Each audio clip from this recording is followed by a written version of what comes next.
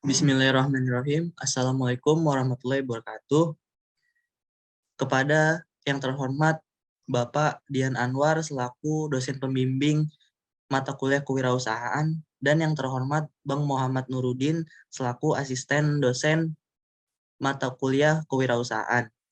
Izinkan kami dari kelompok 1 mempresentasikan proposal bisnis bakso aci Kang Nyemil. Sebelumnya di sini saya akan memperkenalkan anggota tim saya. Yang pertama itu ada Kang Alfian, yang kedua ada Kang Wibowo Laksana, yaitu saya sendiri, yang ketiga Kang Muhammad Bagus Setiaji, yang keempat Kang Hera Laksono. Di sini kami akan membahas 7 pembahasan. Yang pertama itu ada pendahuluan, yang kedua ada profil perusahaan, yang ketiga ada aspek manajemen organisasi, yang keempat ada aspek teknis dan teknologi, yang kelima ada aspek pasar dan pemasaran, yang keenam ada aspek keuangan, dan yang ketujuh ada penutup atau kesimpulan. Pembahasan pertama yaitu pendahuluan. Di dalam pendahuluan ada latar belakang. Pemasaran merupakan suatu proses sosial dan manajerial di mana individu dan kelompok mendapatkan kebutuhan dan keinginan mereka dengan saling menciptakan sebuah penawaran dan saling bertukar sesuatu yang bernilai satu sama lain. Dalam proses ini, kedua belah pihak saling diuntungkan karena terjadi sebuah kesepakatan penawaran yang ditawarkan bisa beraneka ragam, diantaranya sandang, pangan, papan, ataupun kebutuhan tambahan yang lainnya. Berbagai masukan yang membangun akan sangat membantu perusahaan dalam mengembangkan produk dan meningkatkan pangsa pasarnya. Permasalahan produk meliputi banyak aspek, seperti kualitas produk, harga, kemasan, ukuran produk, dan ukuran kemasan, kemudahan penggunaan atau konsumsi, dan sebagainya. Di mana berbagai permasalahan tersebut tidak akan dapat diselesaikan secara sendiri oleh perusahaan, namun perlu bantuan konsumen, terutama konsumen eksternal. Konsep berwawasan produk berpendapat bahwa konsumen akan memilih produk yang menawarkan mutu, kinerja terbaik, atau hal-hal inovatif lainnya. Perusahaan berkonsentrasi membuat produk yang baik dan terus memperbaikinya. Konsep ini beranggapan bahwa konsumen akan membeli barang yang baik, namun lupa menanyakan kebutuhan konsumen sebenarnya. Selanjutnya ada tujuan dari proposal bisnis ini. Yang pertama itu untuk mengetahui strategi yang akan digunakan dalam bisnis. Yang kedua untuk mengidentifikasi target pasar suatu bisnis. Adapun manfaat dari proposal bisnis ini sendiri, yang pertama adanya pengembangan strategi dalam pengembangan bisnis baru. Yang kedua memberikan gambaran awal dalam pengembangan bisnis baru. Yang ketiga hasil identifikasi market share atau target pasar dalam suatu bisnis. Yang keempat dapat menjalankan bisnis berdasarkan persiapan yang telah dibuat dalam proposal. Pembahasan yang kedua ada profil perusahaan. Profil perusahaan di sini, nama perusahaan kami yaitu Kang Nyemil. Jenis usahanya manufaktur dan beralamat di Jalan Muamalah 4 nomor 13 Kelurahan Cipedak, Kecamatan Jagakarsa, Jakarta Selatan. Adapun email kami kangnyemil@kang.com. Instagram kangnyemil11 dan nomor telepon 021 133 10330. Pendiri perusahaan yaitu ada Kang Alfian, Kang Hera Laksono, Kang Muhammad Bagus Setiaji, dan Kang Wibowo Laksana. Target pasar dari perusahaan kami yaitu umum. Selanjutnya akan dibahas oleh Kang Alfian. Baik, terima kasih Kang Wibowo. Selanjutnya kita akan membahas tentang visi misi perusahaan. Setiap perusahaan pasti memiliki visi misi. Nah, untuk perusahaan Kang Nyemil ini, visi misinya yang pertama ada menjadikan perusahaan industri pengolahan dan pemasaran cemilan terbaik di Indonesia. Selanjutnya dari visinya itu, Kang Nyemil ingin memberikan pelayanan yang baik terhadap konsumen. Selanjutnya, Kang Nyemil ingin menjadikan produk Kang Nyemil ini sebagai cemilan yang disukai oleh semua kalangan. Untuk misinya sendiri, Kang Nyemil ingin melakukan inovasi produk sesuai dengan keinginan konsumen. Selanjutnya, Kang Nyemil ingin menghasilkan berbagai produk cemilan bervariasi dengan produk berkualitas dan enak. Nah, untuk misi selanjutnya, Kang Nyemil ingin menjalankan usaha yang berorientasi untuk membantu mensejahterakan masyarakat. Misi selanjutnya, Kang Nyemil ingin membantu perekonomian warga sekitar, dan Untuk misi selanjutnya lagi, Kang Emil ingin meningkatkan kesejahteraan karyawan dari Kang Emil itu sendiri. Selanjutnya ada produk dari Kang Emil. Produk yang dihasilkan dari Kang Emil ini yaitu berbagai macam cemilan yang memiliki cita rasa gurih dan pedas. Produk andalan dari Kang Emil itu sendiri yaitu bakso aci. Bakso acinya itu ini terdapat 3 varian. Itu ada varian original, ada varian tulang rangu, dan ada varian seblak. Selanjutnya kita akan membahas bab 3, yaitu aspek manajemen organisasi. Di aspek manajemen organisasi ini, kami mengatur sumber daya agar usaha kami dapat berjalan di koridor yang sesuai sebagaimana mestinya, demi tercapainya suatu tujuan. Nah, di dalam aspek manajemen dan organisasi ini terdapat struktur organisasi yang jabatan tertingginya dipegang oleh CEO atau Chief Executive Officer dan CMO, yaitu Chief Marketing Officer. Dan di bawahnya terdapat Finance dan juga HRD atau Human Resource Development. Dan di bawahnya lagi ada Operation, ada Supply Chain and R&D, ada Quality Control, ada Security, dan ada Cleaning Service. Bab 4, aspek teknis dan teknologi. Pada bab 4 ini kita akan membahas tentang flowchart proses produksi dan juga tentang keunggulan produk dari Kang Emil. Flowchart proses produksi. Proses produksi ini merupakan kegiatan yang menciptakan atau menambah nilai guna suatu barang untuk memenuhi kebutuhan. Gambar di samping merupakan proses produksi bakso aci Kang Emil. Nah, dalam proses produksi bakso aci Kang Emil ini yang pertama adalah menggiling daging dan tetelan. Pada proses ini kita siapkan daging dan tetelan, kemudian digiling menjadi satu untuk menjadi isian dari bakso aci tersebut. Nah, step kedua yaitu siapkan bumbu terlebih dahulu. Nah, bumbu yang disiapkan itu yaitu bawang putih, garam, penyedap rasa, daun bawang, dan juga daun seledri. Step ketiga yaitu campurkan terigu dan tepung sagu. Pada step ini kita mencampurkan tepung, terigu, dan tepung sagu menjadi satu. Step keempat yaitu campurkan tepung yang sudah dicampurkan tadi dengan bumbu-bumbu yang telah disiapkan sebelumnya. Step selanjutnya masukkan air panas secara perlahan. Step keenam yaitu bentuk bakso aci, lalu tambahkan daging serta tetelan sebagai isian. Step selanjutnya yaitu rebus bakso yang sudah dibentuk tersebut. Dan step terakhir yaitu masak bakso hingga matang.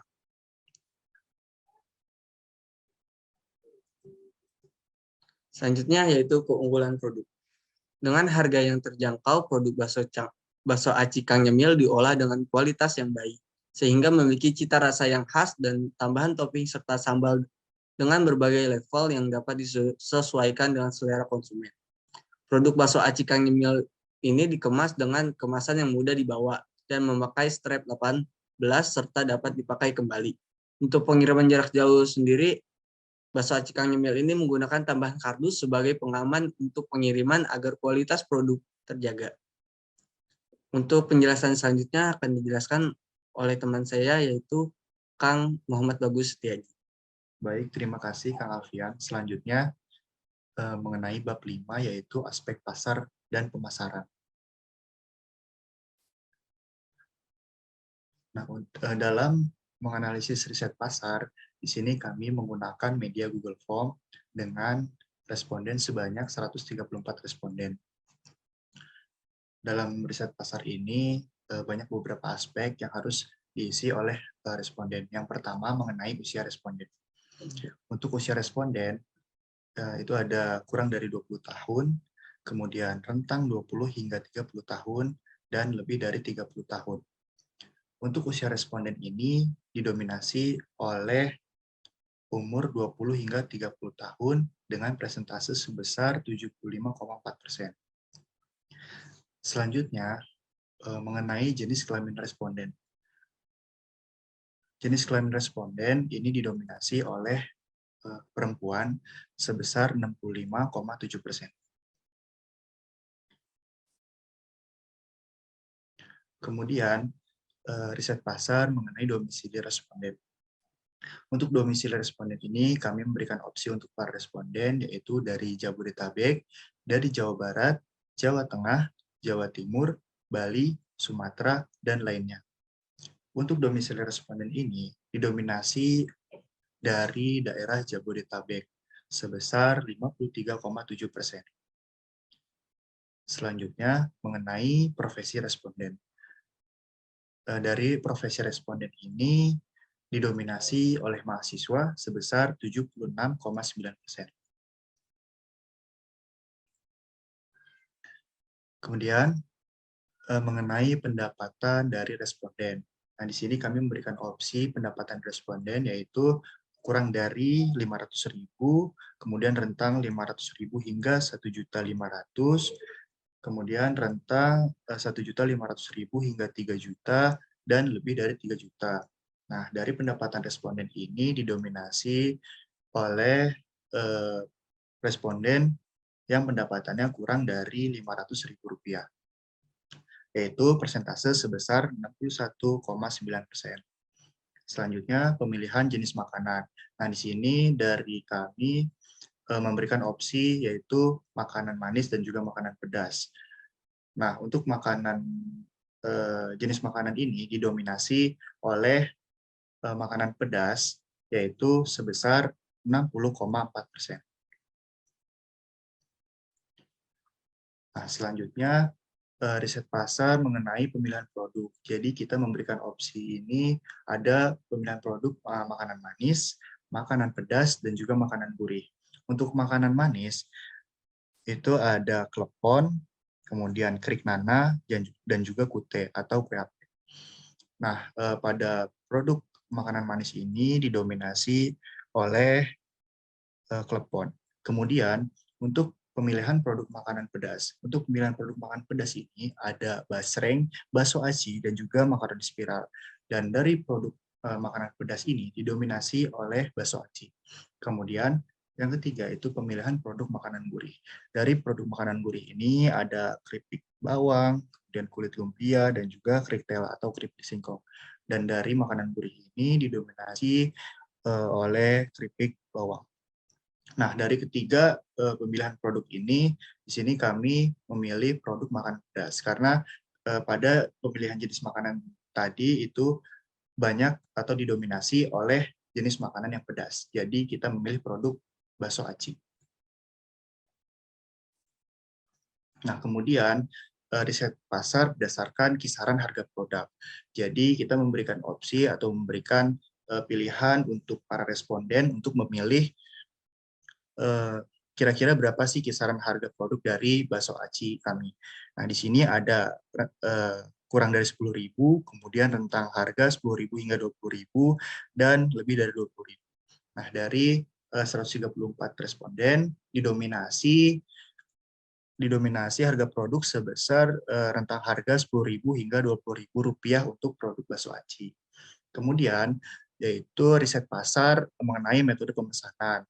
Ada metode pemesanan pre-order dan juga ready stock. Nah, jadi pada metode pemesanan ini didominasi oleh ready stock. Jadi para responden ini ingin produk bakso aci ini sudah ready stocknya. Selanjutnya, platform pemesanan makanan. Nah, jadi untuk platform pemesanan makanan ini ada sosial media, yaitu media WhatsApp, Instagram, dan lain-lain. Kemudian ada e-commerce seperti Shopee dan juga COD. Nah, dari platform pemesanan makanan ini diperoleh nilai sama dari e-commerce dan juga COD sebesar 34,3%. Untuk itu, kami akan memberikan platform pemesanan makanan dari e-commerce dan juga bisa melalui COD. Selanjutnya, segmentasi pasar. Di sini ada 3 segmentasi pasar. Yang pertama, geographic segmentation. Nah, produk yang akan dijual berfokus di daerah Jabodetabek. Dalam proses memperluas pasar, maka kami juga akan melakukan penjualan secara online melalui sosial media dan juga e-commerce. Kemudian demographic segmentation-nya. Produk yang kami tawarkan dapat dikonsumsi oleh seluruh kalangan usia, mulai dari anak kecil, remaja, dewasa, hingga orang tua. Dan yang terakhir ada behavioral segmentation atau tingkah laku. Nah, jadi tingkah laku untuk pembelian produk Kang Nyemil cenderung sama, karena jenis makanan yang kita pasarkan melalui makanan cemilan yang dibutuhkan setiap konsumen untuk menemani waktu luang mereka. Nah, selanjutnya akan dibahas atau dilanjutkan oleh Kang Hera Laksono. Terima kasih kepada Kang Bagus. Selanjutnya di sini saya akan membahas mengenai bisnis model Canva Kang Jamil. Bisnis model Canva. Bisnis model Canva ya adalah kerangka kerja yang dikenal banyak untuk mendefinisikan model bisnis. Bisnis model Canvas disusun dengan tujuan untuk menjelaskan, menilai, menggambarkan, serta mengubah model bisnis sehingga kinerja yang dihasilkan lebih maksimal. Pada model Canvas, Kang Emil, di sini pertama itu ada key partner. Key partner bagian ini menuntut perusahaan punya strategi pengembangan bisnis yang jelas demi mendapatkan keuntungan. Beberapa strategi kunci yang perlu diambil adalah mengoptimalkan sumber daya manusia, mengurangi risiko bisnis, dan memperluas pemasaran produk. Pada key partner, di sini dijelaskan yaitu ada supplier bahan baku dan supplier bahan kemasan. Lalu ada reseller dan layanan antar atau biasa kurir disebut. Selanjutnya yaitu yang kedua ada key activities. Seluruh aktivitas yang dijalankan demi mewujudkan produktivitas bisnis. Setiap tindakan dalam perusahaan perlu berkaitan dengan peningkatan kualitas maupun kuantitas. Nah, di key activities ini itu ada memproduksi dan mengirim produk ke pelanggan. Selanjutnya ada value proposition. Nah, di value proposition ini yaitu hal-hal yang menjelaskan mengenai keunggulan produk. Keunggulan tersebut meliputi poin-poin penting yang mendatangkan manfaat dari dan ditawarkan perusahaan kepada konsumen dengan segmen berbeda. Pada value proposition, yaitu ada makanan cepat saji, mood booster, lalu produk tahan lama, dan pedesnya pol. Ini merupakan keunggulan dari produk Kang Emil. Selanjutnya yaitu ada customer relationship, yaitu hubungan konsumen yang perlu diperhatikan dalam bisnis model Canvas. Perusahaan akan menjalin ikatan dengan pelanggannya menggunakan teknik khusus. Oleh karena itu, diperlukan pengawasan yang ketat dan perhatian intensif agar konsumen tetap memilih produk yang ditawarkan. Pada customer relationship, di sini kita menawarkan yaitu adanya giveaway, promo dan diskon, lalu ada branding via medsos. Selanjutnya yaitu ada customer segment. Customer segment di sini yaitu saat baru memulai berwirausaha, itu perlu menentukan segmen pelanggannya. Siapa saja yang akan menjadi target pasar dari produk tersebut. Nah, pada customer segment Kang Nyemil, yaitu di sini kita menentukan segmen pelanggannya, itu ada pekerja kantoran, pelajar sekolah, dan mahasiswa atau umum. Selanjutnya yaitu ada key resources. Nah, di key resources sendiri itu merupakan sumber daya yang menjadi sekat dalam bisnis model Canvas. Elemen ini berisi daftar sumber daya yang dibutuhkan untuk proses produksi. Antara lain, yaitu meliputi database customer, kemasan kedap udara, fasilitas internet, dan di sini kita menggunakan cabai pilihan. Selanjutnya, yaitu ada channel. Nah, channel ini yaitu merupakan metode yang digunakan pengusaha untuk menyampaikan produk kepada pelanggan. Penggunaan channel tidak boleh dilakukan sembarangan, melainkan perlu strategi khusus. Pada channel sendiri di sini produk Kang Nyemil yaitu menjelaskan ada satu yaitu ada sosial media, ada e-commerce, dan ada konsinyasi. Selanjutnya yaitu ada cost structure. Di cost structure sendiri itu menjelaskan mengenai pengolahan biaya dengan efisien akan mewujudkan bisnis yang lebih minim kerugian. Pada cost structure yaitu terdiri dari biaya pembelian bahan baku, biaya pembelian peralatan, biaya promosi, biaya bahan penolong. Selanjutnya ada revenue stream. Di revenue stream ini yaitu merupakan sumber pendapat yang menjadi hal yang krusial dalam perencanaan bisnis. Pada elemen ini, perusahaan akan memperoleh pendapatan dari pelanggan. Pengelolaan yang tepat sangat dibutuhkan agar pendapatan bisnis yang maksimal. Nah, revenue stream ini di Kang Emil yaitu pendapatannya berasal dari penjualan produk. Selanjutnya di sini saya akan membahas mengenai aspek keuangan.